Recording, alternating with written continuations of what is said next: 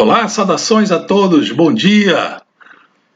Aqui é o canal Antônio Vieira e eu sou o professor Vieira e hoje vamos fazer um vídeo aqui comemorativo sobre a reinauguração da estação lá da Comandante Ferraz, a base do Brasil na Antártida.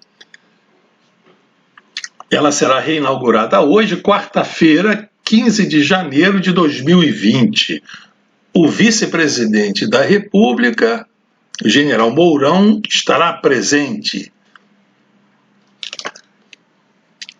A base brasileira tem o nome de Comandante Ferraz e o acesso a ela é feito normalmente no verão do hemisfério sul, quando as temperaturas ficam mais amenas e permitem a sua habitabilidade.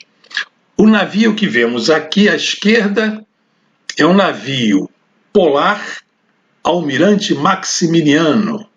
Esse é um navio que serve de plataforma para que cientistas e oficiais da Marinha, pesquisadores das universidades, tenham acesso à base Comandante Ferraz.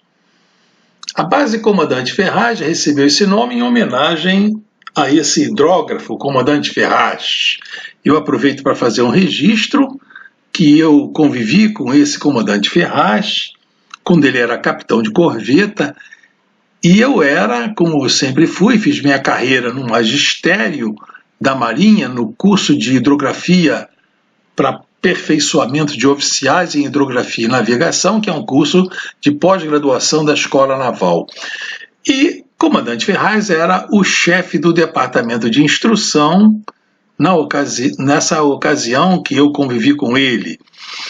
Ele também era professor no curso de hidrografia para oficiais, ele lecionava a disciplina Marés e eu lecionava a disciplina Geodésia e Aerofotogrametria. Ele morreu em serviço e por isso foi homenageado com esse nome da base Comandante Ferraz. Mas o dia festivo de hoje, né, e já uma semana atrás, é sobre uma reportagem que a TV Globo fez sobre a base, a reinauguração da base Comandante Ferraz, e nessa ocasião a Globo mostrou um fenômeno interessante que é o sol da meia-noite, um fenômeno que os terraplanistas sempre negaram, achando que não era possível ter sol da meia-noite na Antártica, nem sol de maneira nenhuma. A Antártica, para eles, é um continente misterioso, na teoria conspiratória dele, que circunda toda a Terra plana. A Terra plana, para eles, é um plano, né? Como se fosse um prato coberto por um domo e no seu perímetro fica, então, aquele muro de gelo que é a Antártida. Então, realmente, hoje, com essa reinauguração e essa festividade, podemos dizer que estaremos dando início, né, ou comemoramos hoje o fim da Terra plana, como mostramos na capa. O movimento aparente do Sol na Terra Globo está mostrado aqui em várias latitudes. Vamos aproveitar um pouco essa aula de hoje, eu vou dar essa ilustração e eu tecerei mais detalhes futuramente quando tratarei de cosmografia aqui no canal Antônio Vieira. Então, nessa figura aqui, nós vemos um observador em pé.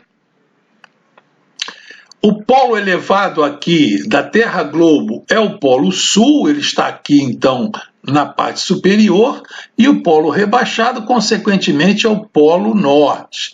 Esse observador em pé, como todos nós sabemos, para nos orientar, olhando para o norte, aqui está a projeção do polo elevado norte no plano do horizonte. Esse plano que está mostrado aqui, em que o observador está em pé, é o plano do chão, o plano do horizonte, e essa projeção do polo celeste norte sobre o plano do horizonte dá o ponto sul, e a projeção aqui do polo elevado sul no plano do horizonte dá o ponto sul, né? Desculpem, aqui é o ponto norte. E então, o observador olhando para o norte, à sua direita é o leste e à sua esquerda é o oeste. O Sol nasce a leste e se põe a oeste. Então, no seu movimento aparente, no seu movimento diurno, em várias épocas do ano, ele nasce aqui no chão, né, vamos dizer assim, no horizonte, vai aumentando a sua altura em relação ao horizonte, corta aqui o meridiano superior do lugar, quando é meio-dia, e prossegue no seu movimento até se pôr aqui no horizonte, onde é o chão. A partir daqui, ele prossegue seu movimento diurno e o observador não vê mais. Então, quem está aqui no hemisfério sul, essa parte da trajetória do Sol, que ele está acima do horizonte, nós dizemos que é o dia. E essa parte da trajetória do Sol, que ele fica abaixo do plano do horizonte, é noite. Lá no hemisfério norte, essa parte aqui que ele está abaixo do horizonte, começa então o Sol a ser visível para o hemisfério norte. Então lá no hemisfério norte ele será visível nesse dia. Então aqui no hemisfério sul, reparem que a trajetória do Sol, o tempo de duração do Sol aqui é muito grande, então o dia é muito grande. E ao passo que lá no hemisfério norte, essa partezinha aqui, que lá é noite, então lá fica então essa parte de dia. Lá no hemisfério norte isso é dia. Então o dia é muito curto. Lá nessa época do ano, o dia é muito curto. Então em outra época do ano, a trajetória do Sol vai sendo diferente. Ele nasce em outro ponto. A cada dia o Sol nasce num ponto diferente aqui no chão, no horizonte. Nasce, se eleva, chega ao meio-dia, tem seu ponto de culminação máxima e vai descendo até se pôr aqui no horizonte, e a partir daqui o observador no hemisfério sul não o vê mais, e o hemisfério norte, o observador no hemisfério norte passa a vê-lo. E assim aqui, a última trajetória aqui, que se dá aqui, colocada aqui nesse desenho esquemático, é quando o Sol nasce aqui nesse ponto do horizonte e se eleva até a culminação do astro e vai se pôr aqui no horizonte. Então reparem que aqui nessa época do ano é quando o dia tem a menor duração, é a época do inverno aqui no hemisfério sul, para um observador do hemisfério sul, e quando o Sol passa, depois de se pôr no hemisfério sul, aqui nesse plano do horizonte, ele então passa para o hemisfério norte, e lá então a sua trajetória será muito longa. Será então o dia mais longo do ano para quem está no hemisfério norte. Aqui então é o inverno no hemisfério sul, e nesse dia lá é verão no hemisfério norte, dia mais longo do ano no hemisfério norte, e aqui o dia mais curto do ano no hemisfério sul. E para outras latitudes, o observador então estando em outras latitudes, na latitude, por exemplo, do Equador, ali perto do Amapá, por exemplo, então o observador estando no Amapá, o horizonte aqui sendo no Amapá, as trajetórias do Sol têm sempre a mesma duração. Ele nasce aqui no horizonte, lá do plano do chão, né? Aqui o zenite que está acima do horizonte, aqui na cabeça do horizonte, o Sol se eleva, chega aqui ao meio-dia e se põe aqui às 6 horas da tarde e passa para o hemisfério norte. No hemisfério norte, a parte correspondente aqui, o observador estaria aqui no Polo Norte. Então, lá no Polo Norte, lá no Equador, né? Lá no hemisfério norte, ele veria também o Sol nesse dia em trajetórias iguais. Aqui então no Equador, o observador fica vendo sempre então as trajetórias do Sol nascendo e se pondo, e o Sol tem sempre duração, o dia, né, tem duração de 12 horas, 12 horas de dia e 12 horas da noite. E essa figurinha aqui eu já representei aqui nessa parte. E como se dá o movimento aparente do Sol na Terra plana, pela Sociedade da Terra plana. Pela Sociedade da Terra plana, então, a Terra é um plano em que nas suas bordas há uma muralha de gelo. O Polo Sul, então, é uma muralha de gelo. Eles representam, assim, a Terra plana. Esse mapa deles foi baseado num engenheiro Gleason, um engenheiro americano do século XIX, engenheiro civil, conhecia a astronomia de posição e tal. E ele, então, fez o mapa da projeção plana polar equidistante, e esse mapa aqui é a representação plana da esfera, quer dizer, da Terra-esfera, num plano tangente à Terra no Polo Norte. Então, o centro aqui da Terra plana é o Polo Norte. Então, isso é uma projeção da Terra esférica, e os terraplanistas, eles não conseguem entender isso. Eles não conseguem entender que uma representação plana, isso é uma representação plana da Terra globo. Eles acham que isso é uma Terra real.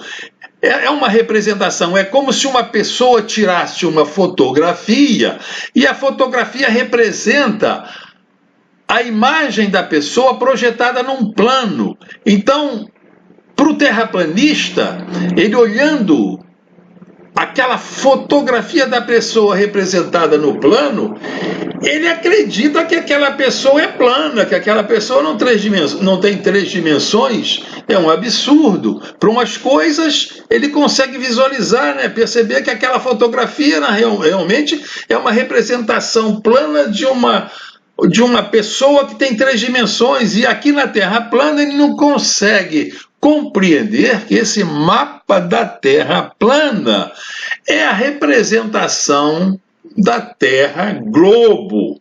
Mas assim eles querem, né?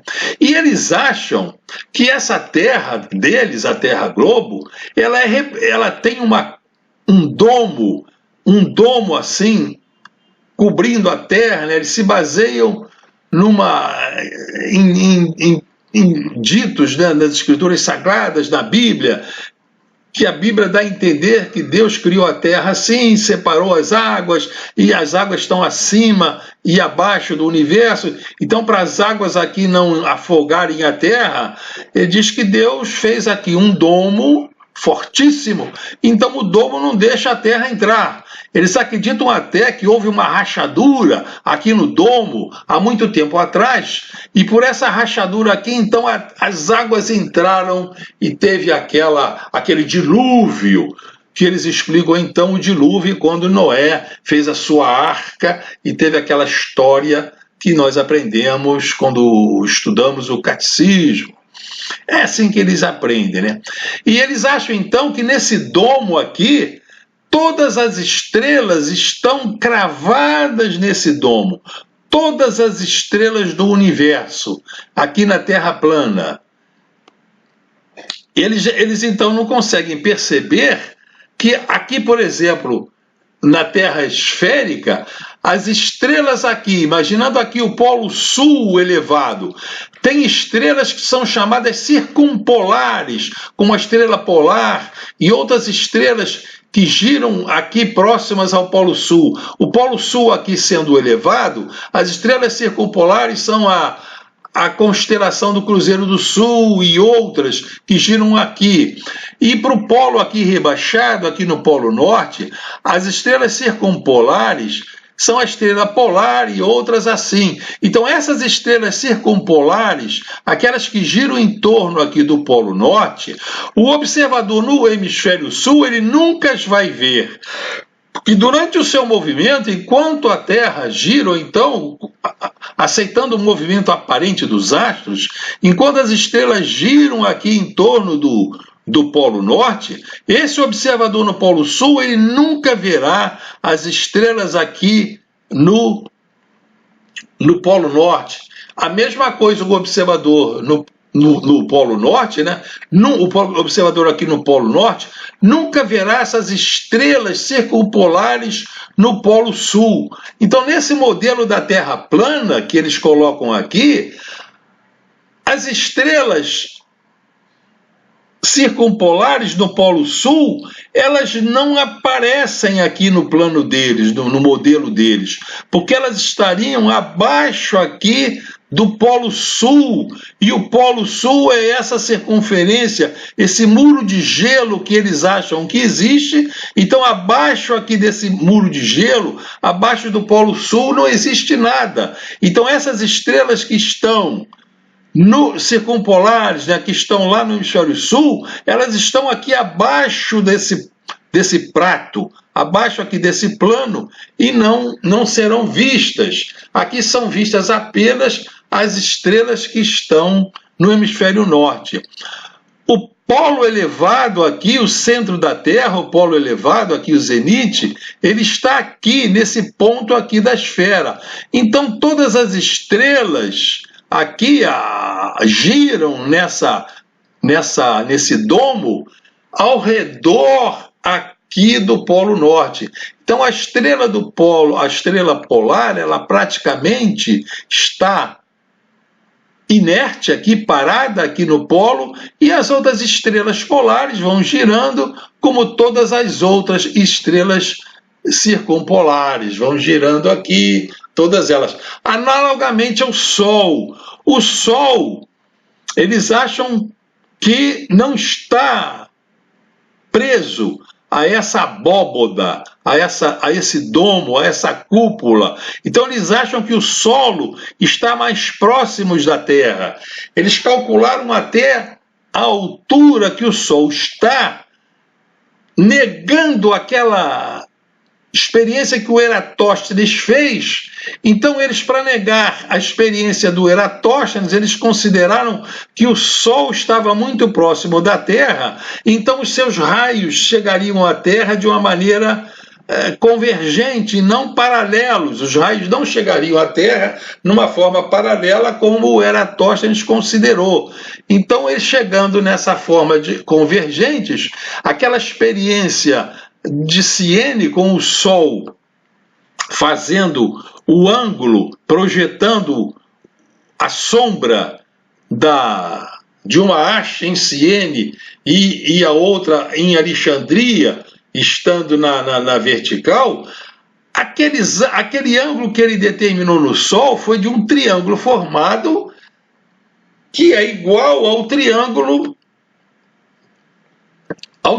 formado ali da Terra, né? Eles, na realidade, eu vou mostrar depois melhor a vocês, eles determinaram, resolvendo aquele triângulo, com aquele ângulo de convergência ali do Sol, de 7 graus e 12 minutos, eles determinaram o comprimento do raio da Terra.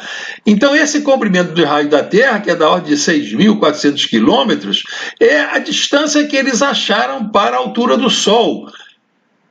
Eles não são muito bons de matemática, eles até dizem que o Sol está a 5.000 quilômetros, mas se fizer a conta direito, aquele triângulo resolvido vai dar os 6.400 quilômetros, que é o raio da Terra, né? Mas então eles acham que o Sol tem um movimento aqui sempre circular, como todas as estrelas circulam aqui em torno do Polo Norte, né? E ele vai então tendo alturas diferentes em relação ao chão. Então eles explicam as estações do ano como o Sol girando assim em épocas diferentes perto do chão. Aí onde ele está perto do chão, ali fica mais quente, então é verão porque está mais quente, e o outro lado do chão, que está mais longe do Sol recebe menos calor, está mais frio, então vai ser inverno. Então é assim que eles explicam as estações do ano. E na teoria deles, então, o Sol não chega até aqui, ao muro de gelo. Não chega ao muro de gelo porque eles ficariam numa enrascada, né? Como é que o Sol não derreteria o gelo? Então o Sol não se atreve. Lá na Sociedade Terra Plana, eles não se atrevem a colocar o Sol aqui circundando o muro de gelo, né? Mas vamos adiante e vamos ver essa questão do Sol da meia-noite. Então o Sol da meia-noite aqui na Terra plana, numa latitude assim, perto do polo, isso aqui não é o observador no polo, é uma latitude perto do polo, porque se essa latitude fosse exatamente a do polo, nós não veríamos o Sol com essa trajetória. Essa trajetória foi uma série de imagens que se tomou do Sol ao longo do seu movimento diurno.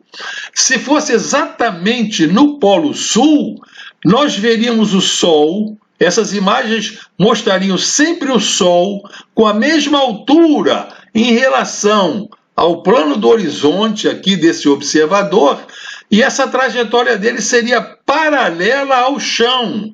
Essa seria a trajetória do Sol se fosse tomada exatamente no Polo Sul.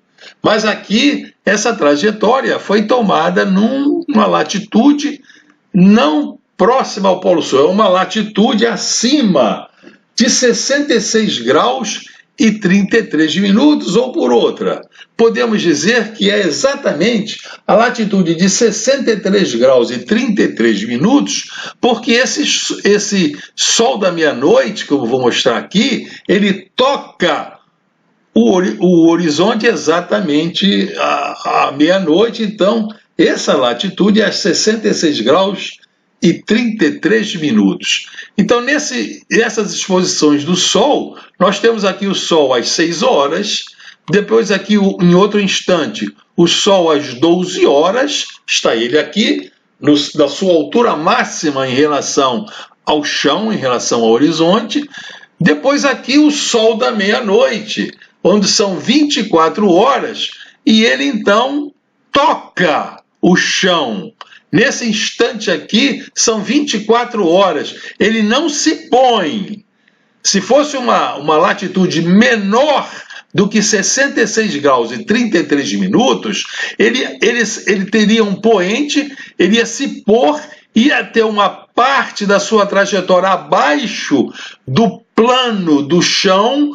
Esse observador, se estivesse numa latitude diferente, assim, de um pouco menor que 66 graus e 33 minutos, ele veria o clarão, aquele vermelhão aqui do crepúsculo, né? E dali a pouco o Sol nasceria novamente, ele veria novamente o Sol nascer e novamente elevar a sua altura. Então aqui o Sol, à meia-noite, às 24 horas, ele toca o chão. Então aqui a latitude desse lugar são 66 graus e 33 minutos. E na Terra plana nós já explicamos como o Sol se movimenta. Então agora os terraplanistas já estão acreditando que o Sol se movimenta no Polo Sul. Então eles são obrigados a aceitar, depois dessa reportagem da Globo lá, eles só acreditam vendo, eles são obrigados a aceitar que o Sol faz uma trajetória ao longo nesse dia aqui, né, ao longo do hemisfério sul. Então no instante ele está aqui, nesse ponto, aí o Sol vai se movendo. Ao longo do dia o Sol vai mudando de posição, mas sempre rastejando ali no chão, rastejando no chão ao longo dessa trajetória. e depois iria para o outro lado, né, da trajetória, assim por diante, e depois disso, os terraplanistas têm que se convencer que depois desse dia, quer dizer, se nós estivermos no correspondente assim ao verão do hemisfério norte, né? Porque a Terra plana aqui está com o hemisfério, está com o polo norte elevado, no dia seguinte o Sol já não mais vai fazer essa trajetória aqui, raspando o hemisfério norte. A trajetória dele vai ser um pouco acima do hemisfério norte, e essas posições do Sol vão se dar aqui paralelas ao chão, descrevendo esse movimento diurno, né? Mas então nós temos que fazer uma pergunta, a pergunta que não quer falar, que nós temos que fazer aos terraplanistas. Por que o muro de gelo não derrete? O Sol, essa fornalha aqui, porque as estrelas estão cravadas aqui no domo deles. O Sol, ele vai cravar aqui no chão, no pé da abóboda, e o Sol vai, essa fornalha aqui, ao longo do dia, esquentando aqui essa muralha de gelo, e no dia seguinte vai ficar pertinho da muralha de gelo, e no outro dia também. E por que o gelo não derrete? O que será que os terraplanistas, depois dessa reportagem da Globo, o que será que eles vão dizer para explicar por que o gelo não derrete? Eu estou imaginando a resposta deles e eu vou colocar aqui para vocês. Isso é o que o terraplanista vai dizer. Porque Deus diminui bastante o tamanho do Sol quando ele está próximo do chão. Assim o Sol fica pequenininho e ele não vai esquentar muito e não vai derreter o muro de gelo. É isso que eles vão responder.